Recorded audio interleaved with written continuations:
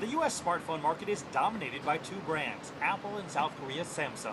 It's an uphill battle for any third party to squeeze in, even if you're Xiaomi, the world's #3 smartphone maker. Have you ever heard of any Chinese cell phone makers? There's that one, I can't remember the name. Axumi, I think. You never heard of Xiaomi though? Xiaomi? Oh no, never. My husband lived in China for a while, and he said that there's lots of fake phones and fake manufacturers. So I'm always worried that something's black market when it comes from China.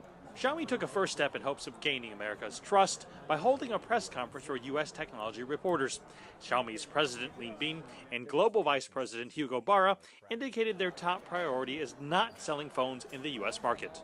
The company isn't making any moves yet to sell its phones in the U.S. market, but there definitely was talk of opening up its retail e-commerce site to the U.S., selling not phones and tablets, but smaller things like individual power drives and headphones. One company they made absolutely no mention of is Apple. In fact, in the past, Xiaomi had said Apple inspired many of their products. At this event, they made sure to distinguish what their phone does differently than anyone else.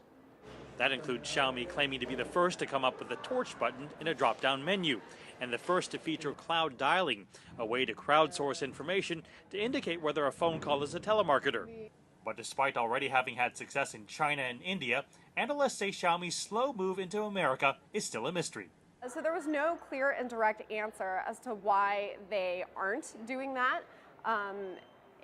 But that it doesn't have anything to do with IP, according to two of the company executives. I think that if you are going to introduce a phone in the US, though, it's harder because you have to go through a carrier if you want the wide distribution. Otherwise, you're going to have to establish yourself as a name and establish the e-commerce retail site that I think the company is trying to do. Dolcourt says another hurdle is that Xiaomi's chips aren't yet compatible with the US market.